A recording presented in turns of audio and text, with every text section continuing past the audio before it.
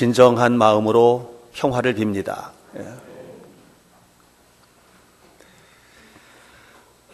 올해 저희 교회가 하고 있는 다양한 사역 가운데 특별히 여러분들이 말씀과 좀 친하게 지냈으면 좋겠다 하는 마음으로 주보 표지 부분에 금주의 성서 독서 스케줄을 기록을 하고 있습니다. 이번 주에 토요일까지 읽어야 될 말씀이 신명기 아니고 여호수아 10장까지네요. 여호수아 10장까지가 이제 진행이 될 텐데 아마 여러분들 가운데서는 성실하게 이 스케줄대로 따라서 읽는 분들도 계실 거고, 또 어떤 분들은 주보에 장식으로 기록해 놓은 줄로 착각을 하셔서 안 읽는 분들도 계실지 모르겠어요. 읽는 분들은 매우 고맙고, 근데 이제 읽는 거를 넘어서서 이것이 이제 삶으로 체화되는 데까지 나가야 되는데요. 근데 우리가 읽는 일조차도 잘 하지 못하고 또 묵상하는 일을 하지 못하는 이유는 뭘까? 그것은 중요성을 모르기 때문에 그래요. 성경이 우리에게 가져다 주는 축복이 얼마나 큰지, 이것이 우리 삶 속에 주시는 은혜가 얼마나 놀라운 것인지를 좀 잘 몰라서 그래요. 이 하나님의 말씀이 가져다 주는 축복은 생각으로부터 시작해서 삶으로, 공동체로 이렇게 끊임없이 확대돼 나가는 축복의 영역들이 있는데, 우리가 그걸 좀 알면 성경을 소중하게 여기게 될 거라고 생각됩니다.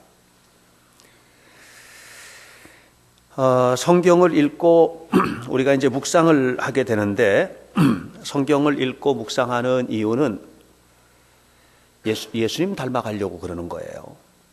왜냐하면 말씀의 본체가 예수님이거든요. 말씀이 육신이 되어 우리 가운데 오신 분이 예수님이거든요. 그래서 성경을 읽고 성경 안에서 우리는 예수님을 만나게 되는 것이고요. 그리고 그 말씀을 늘 묵상하고 말씀과 함께 동행한다는 것은 다른 말로 하면 예수님과 동행하는 거예요. 예. 그래서 성경을 계속 읽고 또 성경을 암송하고 또 성경을 묵상하고 이렇게 하면 자연스럽게 이렇게 말씀이 우리 안에 스며들어와요. 말씀이 스며들어와요.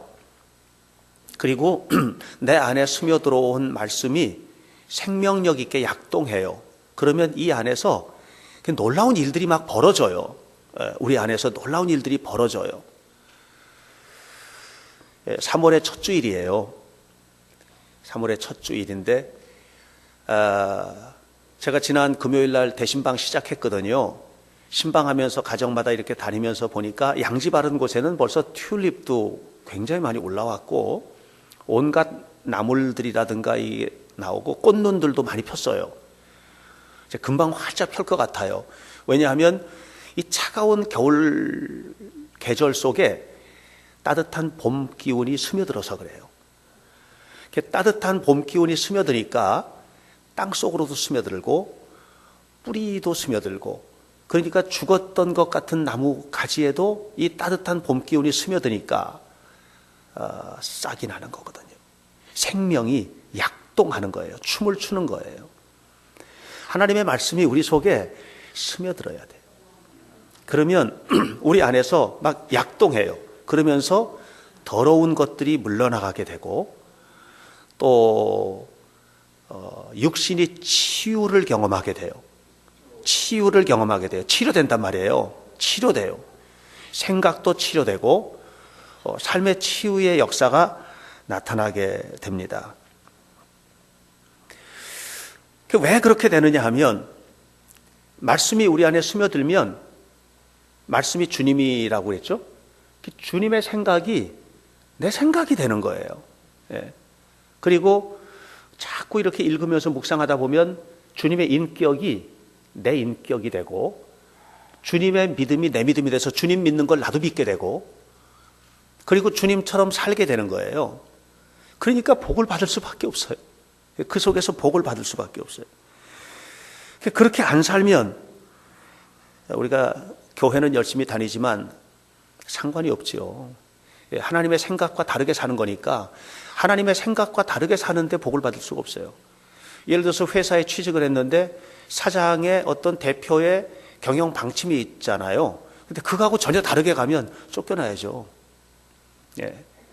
우리가 하나님 나라를 가지고 하나님 나라 안에서 하나님의 영광 가운데 우리가 산다는 건 뭐냐면 하나님의 말씀대로 살아가는 거예요.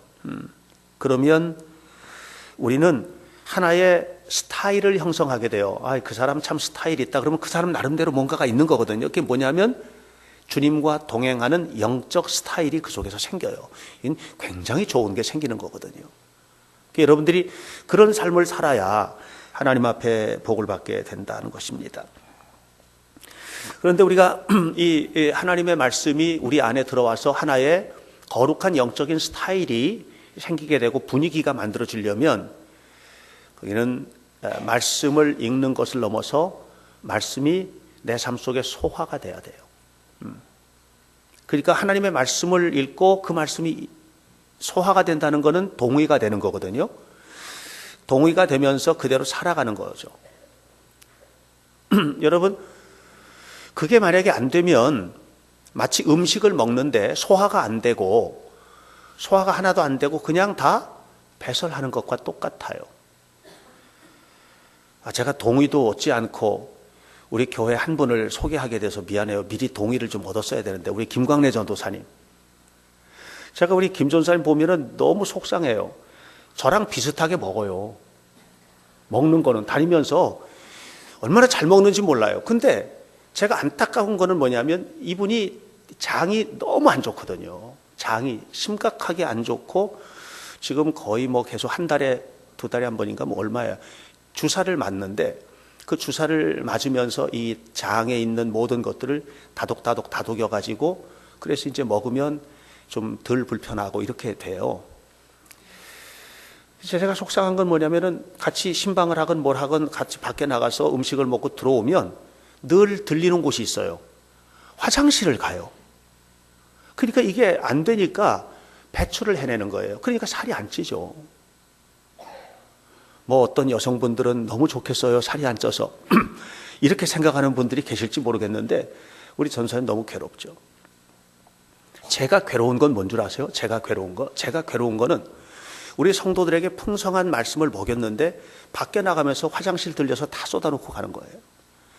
이미 예배당 문 밖에 화장실들이 다 있어서 그래서 말씀을 다 쏟아놓고 가는 거예요. 그러니까 그 말씀이 소화가 되지를 않고 내 것이 되는 게 아니라 그냥 참고사항이고 그냥 말씀을 듣지만 목사님 오늘 말씀 은혜로 와서 좋았어. 그걸로 끝이지.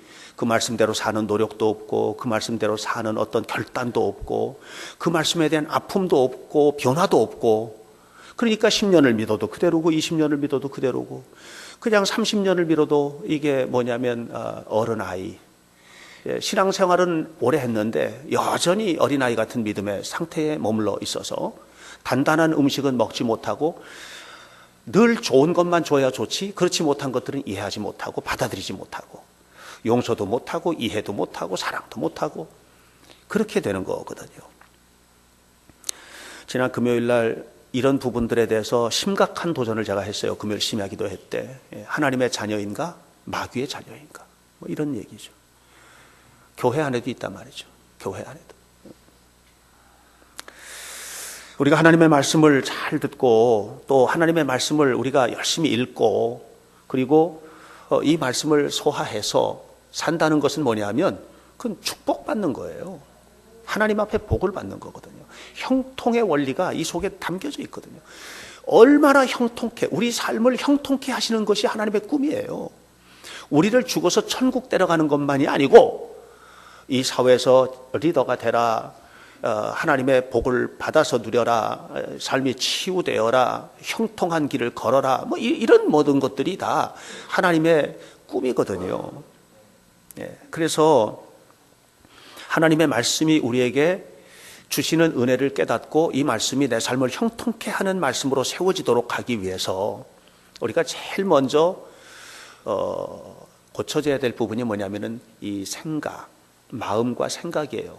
왜냐하면 세상의 모든 것은 생각으로부터, 마음으로부터 나오기 때문에 모든 죄도 거기서 나오고 모든 형통함도 거기서 나오거든요. 좋은 것을 생각하면 좋은 것이 나오지만 나쁜 걸 생각하면 나쁜 게 나오거든요. 그래서 우리가 어떤 생각을 가지고 어떤 마음을 가지고 사느냐 하는 것은 굉장히 중요합니다. 하나님의 말씀을 읽을 때 우리에게 어떤 형통함이 올까? 첫 번째로 우리에게 오는 형통함은 하나님의 말씀이 우리를 새롭게 합니다. 하나님의 말씀을 끊임없이 읽고 동행하면 그 말씀이 우리를 완전히 새롭게 합니다. 성경의 첫 페이지에는 천지를 창조하신 하나님의 이야기가 나옵니다. 1장 3절에 이렇게 얘기합니다. 하나님이 이르시되 빛이 있으라 하시니 어떻게 됐어요? 빛이 있었고 그랬어요. 이게 말씀이 선포되는 현장이거든요. 2절 보면 뭐가 나옵니까? 하나님의 말씀이 선포되기 이전에 우주의 상태가 나오지요. 흑암, 혼돈, 공허, 아픔, 절망, 질병, 고통, 좌절 뭐 이런 것들이 창세기 1장 2절에 꽉 차 있습니다. 그런데 그 속에 하나님의 말씀이 선포됐어요. 그랬더니 어떻게 됐어요? 빛이 왔어요. 빛이 있었고 그랬어요. 빛이 왔어요. 우주가 변화된 거예요. 우주가. 어둠의 우주가 빛의 우주로 바뀐 거예요. 무질서의 우주가 질서의 우주로 바뀐 거예요. 하나님의 말씀이 선포되는 바로 그 자리에서 뭐가 왔느냐 하면 완전히 새로운 변화가 온 거예요. 새로운 말. 하나님의 말씀이 임하면 우리가 새롭게 됩니다. 예. 아직 새롭게 안 됐다는 것은 하나님의 말씀이 구체적으로 안 온 거예요. 저는 1978년에 마산 요양소에서 참 힘겨운 나날들을 보냈어요. 그 왼쪽 폐, 그때 아팠던 폐가 끊임없이 말썽을 피워서 제가 몇 년 전에 왼쪽 폐를 수술해서 절제해냈잖아요. 78년도서부터 제가 아주 굉장히 고통스러웠던, 양쪽 폐가 다 안 좋았는데 너무 힘들었어요. 요양소에서 보내는 하루하루가 너무 고통스러웠어요. 그런데 어느 날 제가 그 고통스러운 몸뚱이를 가지고 교회를 갔죠. 그 요양소 안에 있는 교회를 갔죠. 그때 교회에서 목사님이 누군지도 모르고 기억도 안 나지만 그때 설교했던 내용이 바로 창세기 1장에 나오는 창조에 관한 이야기였어요. 그 말씀 들으면서 제가 너무 은혜를 받았어요. 그리고 나서 제 생각에 나도 새로워질 수 있다라고 하는 희망을 갖게 되고, 그리고 그때부터 성경을 읽기 시작하는데 얼마나 성경을 읽어댔는지 모릅니다. 그런데 성경을 읽을 때마다, 그리고 그 말씀을 암송하고 그 말씀을 묵상할 때마다 제가 느꼈던 건 뭐냐면 이게 전부 다 나한테 주시는 선물인 거예요. 이게 전부 다 나에게 주시는 선물인 거예요. 엄청난 축복이 그 속에 담겨 있는 것을 알게 되었습니다. 물론 하루아침에 다 변한 건 아니었지만 그 후로도 오랜 세월 동안 정말 고난의 기간들이 있었지만, 그러나 결국 말씀이 저를 끊임없이 새롭게 했고, 그리고 그 말씀의 결과로 오늘 건강한 사역을 하고 있는 것입니다. 사랑하는 여러분, 우리가 하나님의 말씀을 읽고 묵상할 때 얻는 가장 큰 유익은 뭐냐면 완전히 생각이 새로워져요. 옛날 생각하고 생각이 달라져요. 생각은 중요합니다. 왜냐하면 생각이 현실로 나타나기 때문에 그래요. 아무 생각도 안 하면 아무 일도 안 해요. 근데 내가 뭘 해야 되겠다 생각을 하면 그걸 해내고야 말아요. 그 생각이 정말 중요한 거거든요. 여러분들의 미래는 어디에서 오는 줄 아세요? 미래, 삶의 미래, 내년, 10년 후, 20년 후 어디서 올까요? 여러분 생각 속에서 와요. 생각 속에 이미 여러분의 미래의 씨앗이 담겨져 있어요. 아이들이 꿈을 꾸잖아요. 아직 안 이루어졌어요. 그런데 꿈꾼 그 꿈이 생각 속에서 꾸는 꿈이에요. 구체적으로 꿔지는 게 아니에요. 근데 생각 속에 씨앗이 떨어져서 꿈을 꾸는 그 꿈 때문에 어떻게 됩니까? 그 아이가 크게 되거든요. 그러니까 이 생각이라는 게 너무 중요한데, 하나님의 말씀 속에는요 뭐가 있느냐면 이 생각을 변화시키는 힘이 있고, 그리고 우리가 하나님의 말씀을 읽을 때 그 말씀 속에서 상상하게 해요. 엄청난 상상을 하게 해요. 막 끊임없이 상상력의 날개를 펴게 해요. 그래서 어마어마한 상상을 하게 되고, 그것이 상상이 현실로 드러나. 그것이 메시아예요. 핸델이 하나님 말씀 보다가 메시아 쓴 거예요. 예? 여러분, 단테가 하나님 말씀 보다가 신곡을 쓴 거예요. 예? 미켈란젤로가 하나님 말씀 안에서 다비드를 조각해낸 거예요. 하나님의 말씀 속에 우리의 모든 게 담겼어. 우리의 모든 삶을 새롭게 하는 것들이 이 속에 담겨 있는 거예요. 그러니까 우리가 하나님의 말씀을 읽고 묵상하는 일들은 엄청나게 중요한 일이라는 것을 아셔야 합니다. 오늘 성경 히브리서 1장 2절로 3절 말씀을 보면 이 세상 모든 것들이 다 예수님에 의해서 창조되었다는 거예요. 이렇게 말씀하고 있습니다. 네, 마지막 날에 아들을 통해서 우리에게 말씀하셨으니 아들을 만유의 상속자로 세우시고 또 그로 말미암아 모든 세계를 지으셨다. 그렇게 했어요. 모든 세계를 지으신 예수님께서 만유의 상속자가 되셔서 하늘과 땅의 엄청난 권세를 상속자로서 가지고 와서 우리에게 그걸 주셨어요. 우리가 뭐가 되느냐 하면 하늘나라의 상속자가 된 거예요. 예수님을 믿는 우리가 하늘나라의 상속자가 된 거예요. 그래서 그 능력의 말씀으로 만물을 붙들고 그 능력의 말씀으로 죄를 정결케 하고 그 능력의 말씀으로 우리를 완전히 바꿔서 우리의 운명을 바꾸고 우리의 삶을 바꾸고 우리를 새롭게 하는 것입니다. 아브라함이 75세 때 하나님이 오셨어요. 그리고 말씀하셨어요. 그 말씀을 듣고 반응했어요. 아브라함이. 그 인생이 완전히 새로워졌어요. 그 삶이 완전히 바뀌었어요. 99세 때에 다시 아브라함을 찾아오신 하나님께서 그 이름을 몽땅 바꿔버리셨어요. 아브람에서 아브라함으로, 사레에서 사라로 이름을 바꿨어요. 이름이 바뀐다는 것은 삶이 바뀐다는 거예요. 운명이 바뀐다는 거예요. 이게 이름이 바뀌는 거거든요. 여러분, 이렇게 한 사람의 운명을 바꾸고 한 사람의 삶을 바꾸는 그 엄청난 힘이 어디 있느냐 하면 말씀 속에 있는 거예요. 나이가 인생을 결정하고 경험이 인생을 결정하는 게 아니에요. 어마어마한 경험을 하고 엄청난 지식을 가지고 있다 하더라도 하나님의 말씀 앞에 바로 서기 전까지 온전히 변화되지 않아요. 하나님의 말씀을 듣고 하나님의 말씀 앞에 살 때 우리는 새로운 삶을 시작할 수 있고, 그리고 그 말씀이 우리에게 스며들어서 체화될 때 그때 우리는 새로운 삶, 새로운 역사의 주인공이 될 수 있는 것을 기억하시기를 축원합니다. 이 말씀이 오면 우리가 새롭게 되는데 이게 어디서부터 출발하느냐 하면 깨달음으로부터 출발하거든요. 그러니까 말씀을 읽을 때 깨닫지 못하면 헛것이에요. 그 말씀을 깊이 묵상하면서 성경을 읽고 그리고 독서하고 그걸 묵상하면서 깨달아야 해요.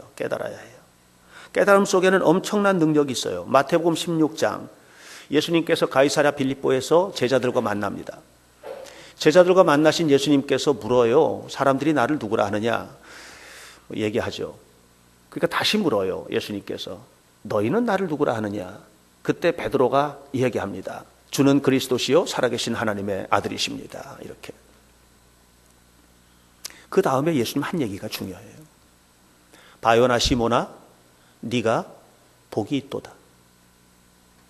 바요나 시모나 베드로야 네가 정말 복되다. 그것을 깨달았으니 복되다. 깨달았다는 거예요.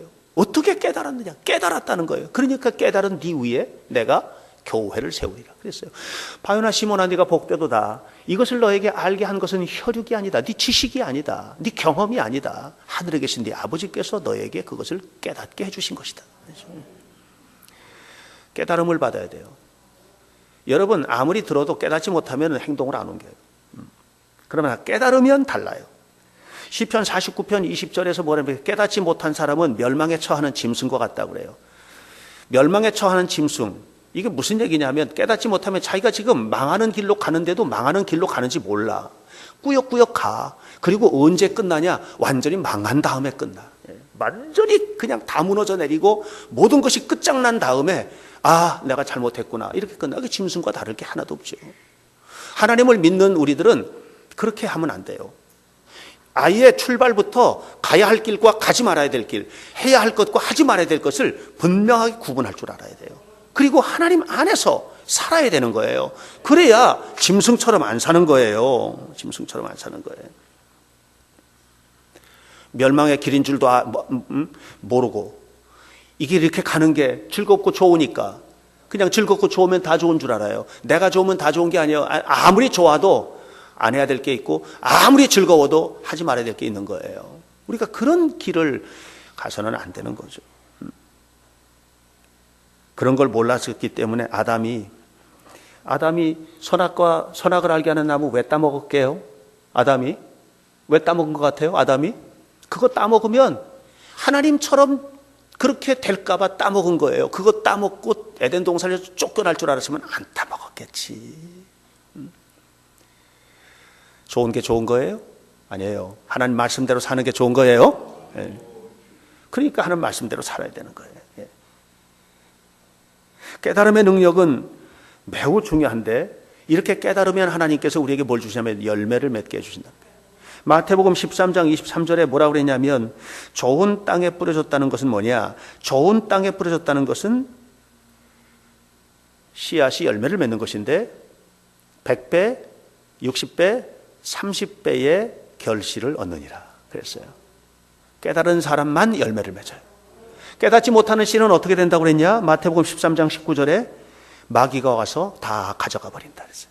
깨닫지 못하는 말씀은 마귀가 와서 다 가져버린다. 길가에 뿌려진 씨앗과 같아서 새가 와서 쪼아서 없애버린다. 그러니까 마귀는 꿈이 있는데 마귀의 꿈은 뭐냐 하면 여러분 마음속에 씨앗이 없어져 버리길 원하는 거예요. 여러분 마음속에 씨앗이 잘 뿌리를 내려서 열매 맺는 걸 마귀는 정말 싫어해요. 하나님께서만 원하세요. 왜? 그것은 하나님의 자녀로 충만하게 되는 것이기 때문에 말이죠. 여러분 성경 읽어보십시오. 예수님께서 성경에서 꽃을 찾은 적 있어요? 하나님께서 꽃을 찾으셨어요? 아니에요. 늘 예수님 말씀하셨던 건 열매예요. 성령의 열매, 열매 맺는 삶, 예. 포도 열매, 무화과 열매, 예. 다 열매를 찾으셨어요. 예. 화려한 꽃이 아니고 성숙한 열매를 찾으셨거든요.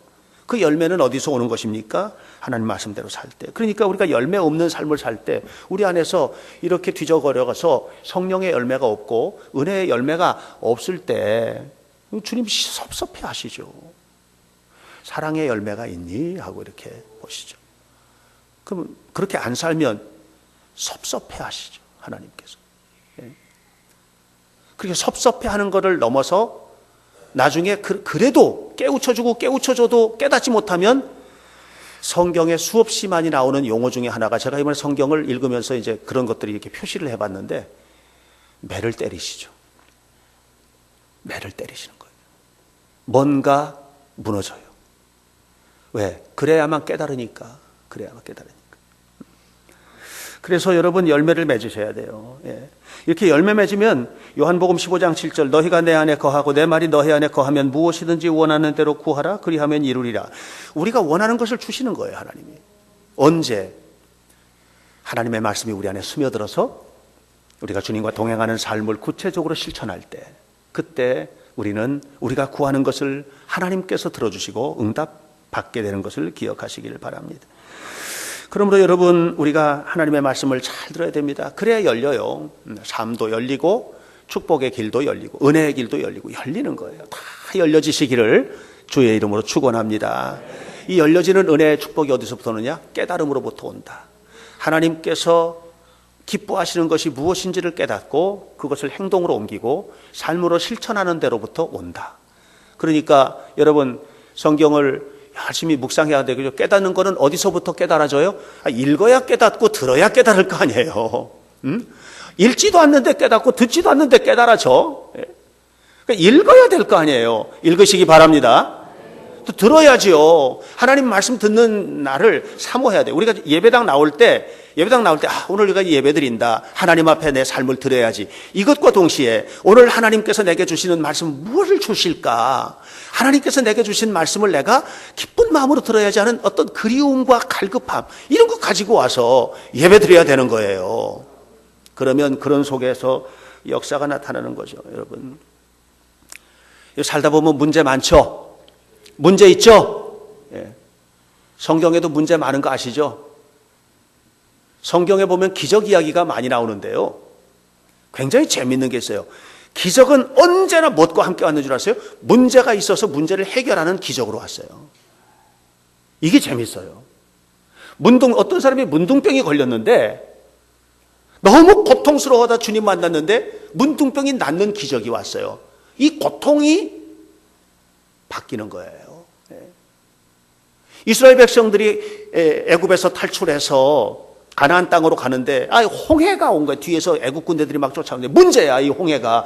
문제를 딱 만났는데 그 문제 속에 하나님의 기적이 내재되어 있는 거예요. 홍해가 쫙 갈라지는 기적이죠. 그런 성경에 나오는 모든 기적은 뭐냐면 문제 속에 있으세요. 문제 있으십니까? 기적을 경험하시길 축원합니다. 기적을 경험하시길 축원합니다.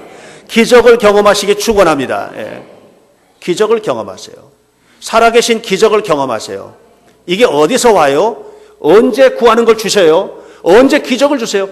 깨달아야죠. 언제 깨달아져요? 읽지도 않는데 깨달아져요? 듣지도 않는데 어떻게 깨달아요?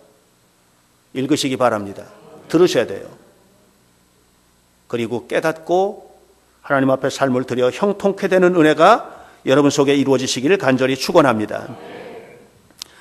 결국 하나님의 말씀이 우리에게서 하시기를 원하시는 건 뭐냐면 하나님께서 말씀을 주시면서 우리에게 하시기를 원하시는 게 있는데 그건 뭐냐면 생각이 치유되는 거예요.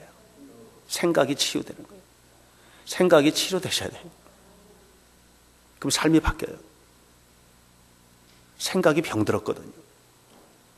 여러분 생각이 병들었거든요. 병든 생각 때문에 용서가 안 되는 거고, 병든 생각 때문에 이해가 안 되는 거고, 병든 생각 때문에 도전이 안 되는 것이고, 병든 생각 때문에 절망하는 것이고, 병든 생각 때문에 죽는 거예요. 병든 생각 때문에. 생각이 치유돼야 돼요. 생각의 치유, 정신과 의사 만나면 돼요? 정신과 의사 만나면 약만 줘요. 저 근본적인 치유는 거기서 되는 게 아닌 것 같아요. 하나님 만나면 치료돼요. 하나님 만나면 치료됩니다. 이 생각의 치유가 하나님 만남에 있는데 이 하나님 만나서 생각이 치유되는 것은 결국은 뭐예요? 말씀을 통해서 우리가 깨달아지고 그 말씀 앞에 내가 사로잡히게 되고 그리고 말씀대로 살지 않았을 때 오는 무서운 저주와 멸망의 자리도 알아야 돼요. 말씀대로 살지 않았을 때 내게 다가오는 이 무서운 하나님께서 말씀하셨거든요. 멸망하리라 말이죠. 저주하리라 말이죠. 그 사랑하는 이스라엘 백성들에게 왜 저주라는 말을 하셨을까? 말씀대로 안 살면 그냥 하나님 안 해도 저주가 돼. 멸망으로 가. 이 땅에서 아니면 죽어서라도 가. 지옥 가니까. 그러니까 오늘 우리가 이 생각의 치유는 우리의 삶의 치유를 위해서 너무나 소중한 것이라는 것을 아셔야 돼요. 폴 트루니에라는 심리학자, 정신분석학자인데 굉장히 유명한 목사님이고 신학자입니다. 그분이 이런 얘기했어요. 질병을 치료하지 말고 환자를 치료하라. 질병을 치료하지 말고 환자를 치료하라는 거예요. 다시 말하면 그 사람의 병이 그 환자, 그 사람에게서 온 거야. 그 사람의 생활 습관에서 온 거야. 그 사람의 생활 습관에서 암이 오고 그 사람의 생활 습관에서 폐암이 오고 그 사람의 생활 습관에서 정신병이 오고 그 사람의 생활 습관에서 우울증이 오고 그 사람의 생활 습관에서 온갖 병들이 왔단 말이에요. 그러니까 질병을 치료하지 말고 그 사람을 치료하라. 환자를 치료하라. 이 얘기하는 거예요. 얼마 전에 우리 교회 오셨던 배동윤 감독님이 한 번은 그냥 앉지도 못하고 그냥 뭐 너무 막 이쪽으로 허리서부터 이 밑으로 너무 아프니까 너무너무 아파서 그래서 병원을 갔대요. 그랬더니 의사가 일어서 보시라고 이렇게 하는데 하다가 뭘 하나 발견한 거예요. 뭘 발견했냐? 이 오른쪽 엉덩이 포켓, 뒤 호주머니에 지갑을 발견한 거예요. 그분이 평생 동안 거기다가 지갑을 넣고 사셨는데 앉을 때마다 엉덩이가 찌그러져서 앉는 거죠. 그래서 거기서 지갑을 빼십시오 그랬대요. 지갑을 뺐더니 고쳐졌대요. 질병을 고치기 전에 사람을 고쳐라. 습관을 고쳐라. 생각을 고쳐라. 생각이 고쳐지면 삶이 바뀌어요. 생각이 고쳐지면. 그래서 생각이 고쳐진다는 것은 뭐냐면 이게 프레임이 새롭게 형성되는 것인데 이 프레임이라고 하는 게 뭐냐면 삶을 보는 창이거든요. 이 프레임이라는 게 굉장히 중요해요. 이게 이제 고급 용어를 지금 얘기하는 거예요. 서양 동화 중에서 핑크대왕 퍼시라는 동화가 있어요. 재밌는 얘기인데 핑크색을 좋아해요. 너무너무 핑크색을 좋아해가지고 그냥 온갖 것들이 다 핑크색이야. 음식도 핑크색으로만 만들어야 돼. 옷도 핑크색으로만 입어. 예. 그냥 집에 장식도 다 핑크색이고, 예. 다 모든 것들 다. 그러다가 어느 날 궁궐밖을 이렇게 보게 됐는데 궁궐밖에 사람들은 전부 다 핑크색이 아닌 거예요. 그래가지고 충격을 받아서 명을 내렸어요. 다 핑크색으로 바꿔라. 그래서 신하들이 다니면서 집집마다 전부 다 먹는 음식도 핑크색, 입는 옷도 핑크색, 집도 핑크색으로 하고 심지어는 나무도 다 핑크색으로 칠해라 해서 자 보니까 너무 만족했는데 또 절망했어요. 핑크색이 아닌 게 하나 있네. 하늘이 핑크색이 아니야. 그래가지고 이 왕이 너무 화가 나가지고 저 하늘도 핑크색으로 바꾸라고 명을 내렸는데 신하들이 그걸 어떻게 핑크색으로 바꿔요. 그래서 그냥 괴로워하고 전전긍긍하고 회의를 하다가 며칠 만에 하늘도 핑크색으로 바꿨어요. 어떻게 바꿨게요? 뭘 갖다 씌웠어? 핑크색 안경을 갖다 씌워서 핑크색 안경. 그랬더니 하늘도 핑크색으로 바뀌었어. 이 안경이 세상을 보는 눈이에요. 이걸 프레임이라고 해요. 어떤 프레임을 가지고 보느냐에 따라서 그 사람이 행복해지기도 하고 불행해지기도 하고, 이 생각의 프레임을 어떻게 갖느냐에 따라서 우리의 삶은 전혀 달라질 수 있어요. 예수님을 바라보는 눈도 프레임이에요. 신앙도 프레임이에요. 신앙이 건강한 프레임을 제공하니까 여러분 보세요. 설문조사한 결과 나오잖아요. 서울 시민을 대상으로 조사했는데 서울 시민의 상위 1%, 최고 상위권들, 모든 계층의 상위권들의 36%가 기독교인. 놀라운 일이죠. 카톨릭 12%, 불교 9.6%. 이게 무슨 얘기예요? 기독교인들은 이미 다른 프레임을 가지고 사는 거예요. 세상을 보는 눈도 다르고 일을 하는 것도 다르고 살아가는 게 다 다르니까 앞으로 가는 거죠. 형통케 되는 거죠. 여러분 생각을 치유하게 되시기를 축원합니다. 결국 우리는 어떤 일을 만나느냐의 문제가 아니고 무슨 일을 만나느냐가 아니에요. 그것이 어떤 고통스러운 일을 만나느냐가 아니라 우리에게 탁월한 것은 하나님의 말씀을 통해서 탁월하게 공급된 것은 뭐냐면 그 문제를 해석하는 능력이에요. 그리고 그 문제에 대해서 반응하는 힘이에요. 그러니까 문제는 있는데 문제를 보는 눈 자체가 다른 거예요. 프레임이 다르니까. 그걸 창조적으로 바꾸는 것이죠. 요셉을 보세요. 요셉이 노예로 팔려갔잖아요. 노예로 팔려가면서 뭐라 그러냐면 하나님께서 나를 보내신다 그랬잖아요.